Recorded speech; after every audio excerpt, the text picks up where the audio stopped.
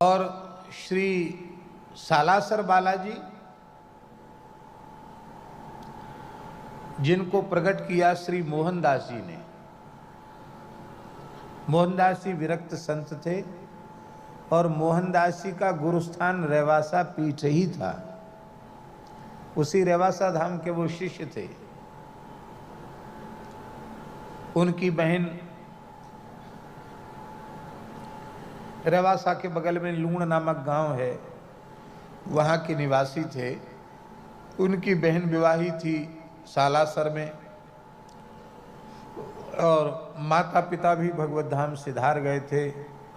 और जहाँ बहन विवाही थी सालासर में, उनके मोहनदास जी के बहनों भी स्वर्ग सिधार गए थे।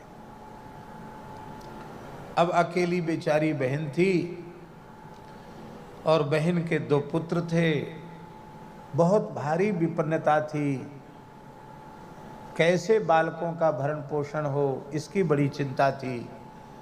तो मोहनदास जी की बहन रोती थी कि मेरे माता पिता भी नहीं हैं, सास ससुर भी नहीं हैं, पति भी चला गया, मैं और मेरे 2 पुत्र।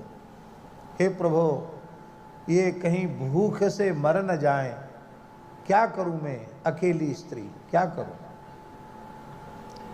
और यहाँ मोहनदास जी भजन कर रहे थे, तो श्री ठाकुर जानकी नाथ जी ने उन्हें आज्ञा की कि तुम अपनी बहन की कष्ट में सहायता करो, इससे तुम्हारे वैराग्य में कोई कमी नहीं आएगी। पर इस समय वो बहुत दुखी है, आर्त है, उसकी सेवा करो। तब आपने ठाकुर जी की आज्ञा गुरु जी को बताई कि ठाकुर जी स्वप्न में ऐसी आज्ञा दे रहे हैं। तब गुरु जी ने प्रसन्न होकर आदेश दिया कि जाओ। तब आप सालासर आए। बहन से बोले हम घर में तो नहीं रहेंगे, खेत पे ही मढ़ई डाल करके, झोपड़ी डाल करके रहेंगे, और पूरी खेती तब तक करेंगे जब तक तुम्हारे पुत्र स्वयं काम करने के योग्य न हो जाएं। पुत्र आत्मनिर्भर हो जाएंगे तो फिर हम अपने जैसे उन्मुक्त भाव से भजन करते भजन करेंगे। तो आप वहां परिश्रम पूर्वक खेती करने लगे। मोहनदास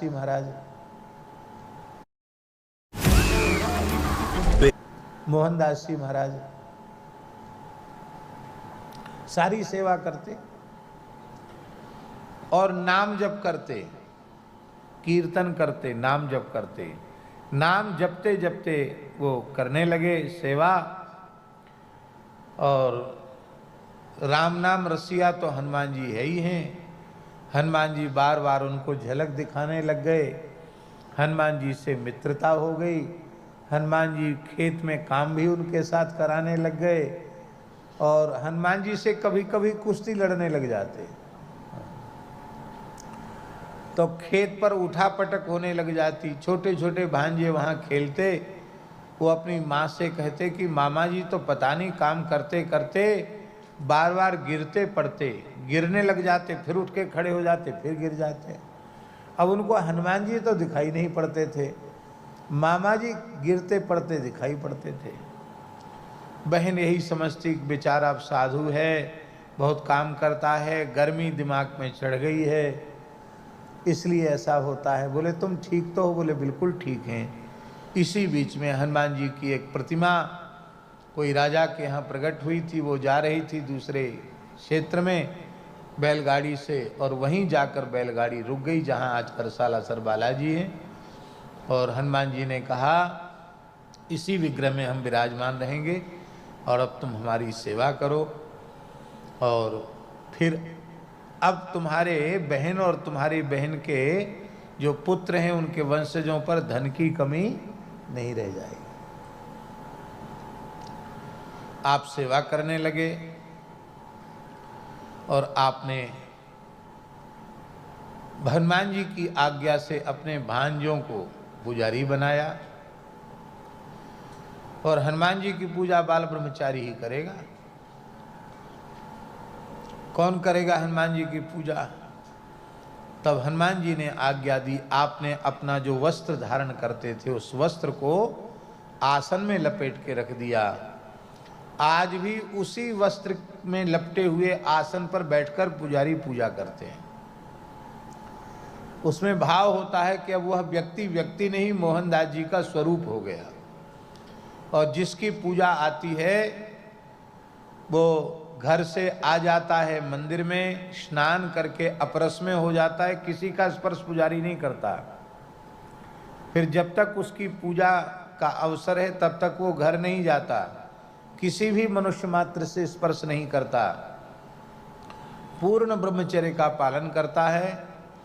वहाँ जाते ही यज्ञोपवीत परिवर्तन करता है, स्नान करके यज्ञोपवीत धारण करता है, और 2 दिन 3 दिन जितने दिन उनकी पूजा हो उतने दिन पूजा करके, अच्छा बाहर से जो सवामनी वगैरह होती है तो भोग लगता है, पर हनुमान जी के निज मंदिर का भोग पुजारी अपने हाथ से बनाते हैं। नित्य चूल्हे की रसोई पर पुजारियों को ही अपने हाथ से भोग बनाना होता है। आज सालासर बालाजी में बेहो देखो, हनुमान जी साक्षात विराज रहे हैं। तो सालासर के पुजारियों का भी गुरुस्थान, सालासर में तो आज भी परंपरा है, वहाँ बिना यज्ञोपवीत के तो मंदिर में कोई जा नहीं सकता। तो जब पुजारियों के परिवार में बालकों का यज्ञोपवीत होता है तो उस समय गायत्री उपदेश, यज्ञोपवीत धारण रेवासा महाराज ही कराते हैं। तो उनके पुजारियों का भी गुरुस्थान रेवासा धाम है।